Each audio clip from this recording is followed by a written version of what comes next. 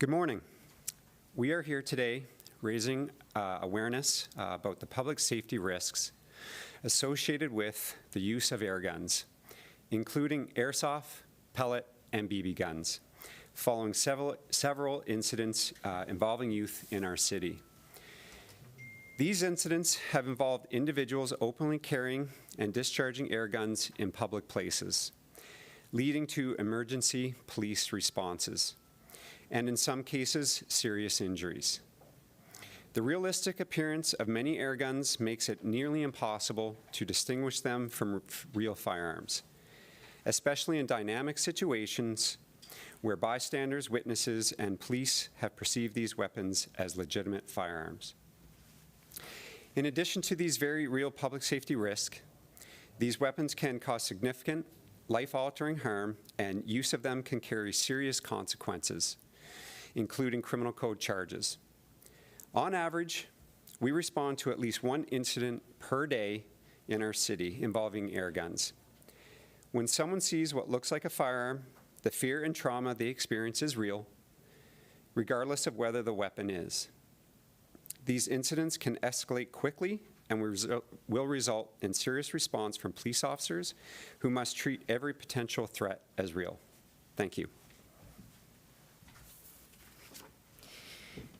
Many of these recent incidences in Calgary have involved youth who are often unaware of the risks and consequences associated with possessing, displaying air guns in public. As an example, earlier this month, CPS responded to 8 incidences alone in one day. These examples include, this day specifically included the use of air guns being discharged at people and vehicles used in a carjacking and used to intimidate and threaten others. Young people may not fully understand how serious the consequences can be. These weapons are not toys, and what may seem like a game or a prank can quickly escalate to a serious situation. We are working closely with schools and families to help educate youth about these risks. Although these weapons are unregulated and can be freely purchased, discharging an air gun within city limits is illegal. Additionally, the use of these weapons to threaten or intimidate or harm someone can result in the criminal code charges. We all have a role to play in keeping our community safe.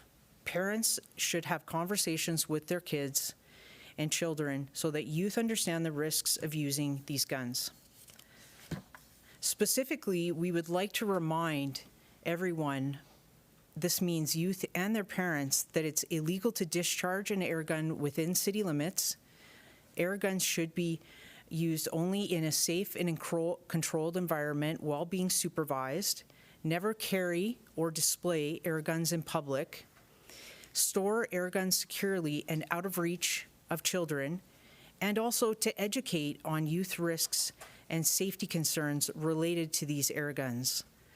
So we're hoping that this information can assist everyone in ensuring that we can have safe spaces for all children. We'll now go to questions in the room. Any questions in here?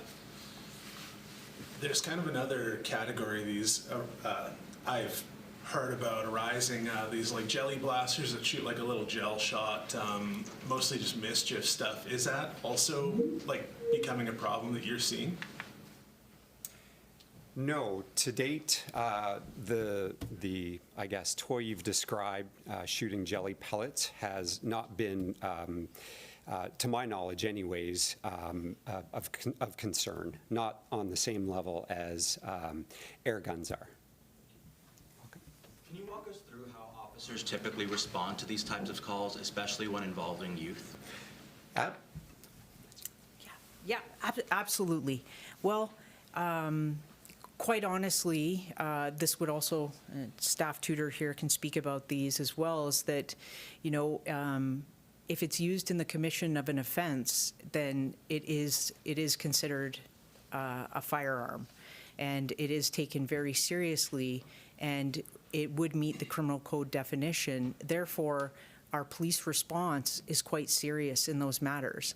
And when we talk about these types of events, that means that patrol officers, as well as many areas of the service, are then mobilizing to address these incidences, which require public safety is always a paramount of importance, and then communicating with everyone as well and resolving that matter safely. What's the most common misunderstanding young people have when it comes to weapons like these?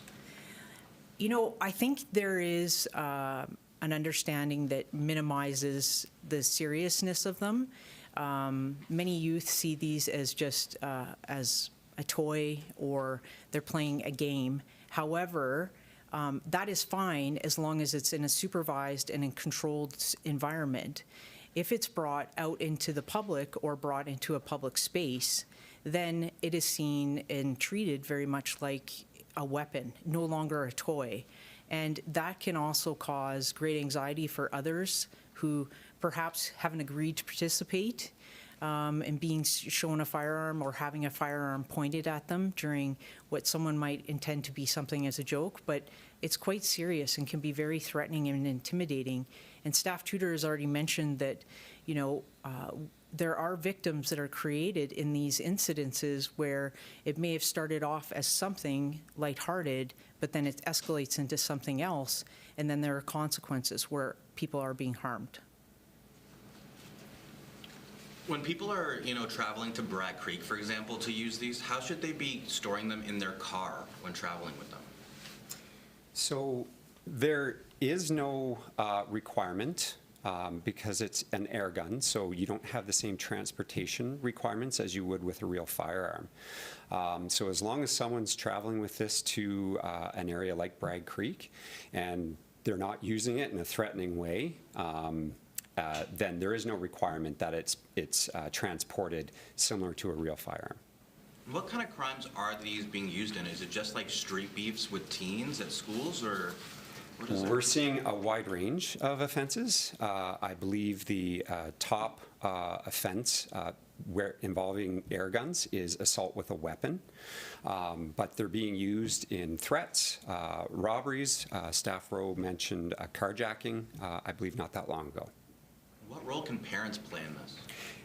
Parents can play a very important role by educating their children if they're aware that their children want to purchase or acquire an air gun. They do not require a firearms license to purchase one or possess one, but they can easily become classified as one if used in a criminal offense. And that's where the parents can come in by educating. Anything else in the room? No. Is there anything online? Operator, you can put through the first question. Colleen Underwood, CBC. Hi, can you guys hear me? You bet. Yeah. Okay. So a lot of questions, but so what's going on here? Why are we seeing this rise in incidents? What's your take on what's happening?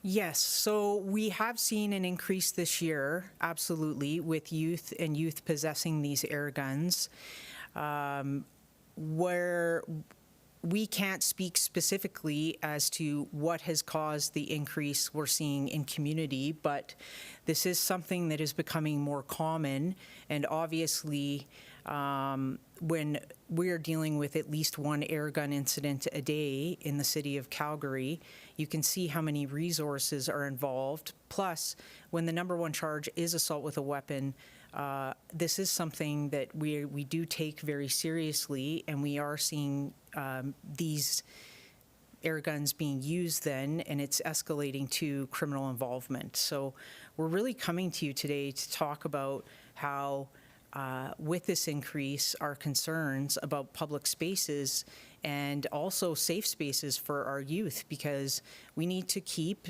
spaces where children gather, like schools, community centers, safe. And really, what we're asking for here is to educate, but we need the support of community members and parents and supervisors, because no one here wants to enforce our way out of this. We really want everyone to understand so that if they are for an intended purpose to go out to a specific location, say in Bragg Creek, then that's fine. But we don't see them used in assaults or robberies or carjackings. Do you have a follow-up? Also, yeah, so also it sounds as though there's sort of two elements here. Like one, the criminal element where people are carjacking, and then it seems like there's sort of the kids or teens that are using them, I don't know, as part of their fights or sort of level of intimidation and threats. Is that sort of what's happening? So I presume you sort of are asking the public to provide more education around the younger kids who are involved in this, as opposed to the criminal element. Yes, so the education really is, because if the intended purpose to buy this is for youth to participate in some type of supervised activity, that's one thing. But when I mentioned earlier about how many youth, they minimize what the impact can be, and we haven't much mentioned that, is these are unregulated, and with the unregulation, of course, comes what type of impact those pellets come out of the air gun. And it's that force and velocity that can cause injuries. And we are seeing injuries occurring. And so this is why we're appealing for help and support to educate everyone on this issue. Do you have anything you want to add to that, Chris? Okay. Operator, you can put through the next question.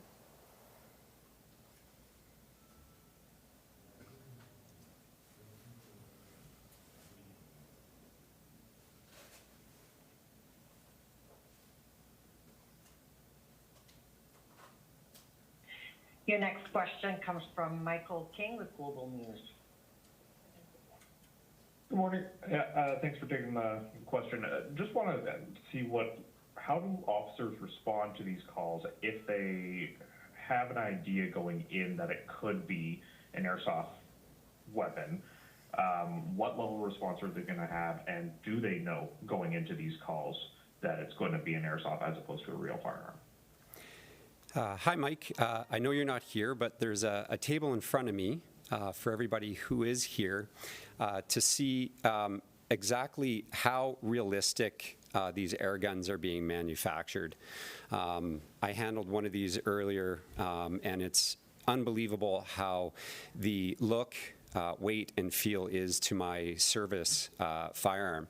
So a result of that is when a member of the public is calling in a complaint involving air gun, police have to treat that as a real firearm until the situation is brought to a safe conclusion.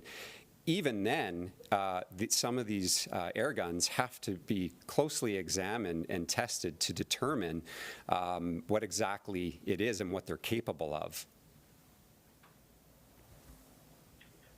I know there was the officer-involved shooting in Manchester. I believe that was a 3D printed weapon with a real .22 round as opposed to what we're talking about with airsoft. Do we have recent examples of where a call like this with an airsoft or BB gun has resulted in officers obviously either taking it seriously enough that you call it a code 300 along those lines, or where they have engaged the person and ended up shooting? So you are correct. The Code 900 in Manchester was a 3D printed firearm. I don't have any specific dates, times, case numbers about police responding to a similar event where it was where the outcome determined that the firearm was an air gun. But I am aware, throughout my career of events that have. Sorry, I don't have any specifics for you. Thank you. You're welcome. Okay, are there any more questions in the room? It looks like there's no more online, so I think that wraps it up. Staff Sergeant Tudor and Rowe can do some photo ops if you guys need them, and then I think we'll wrap it up. Thank you.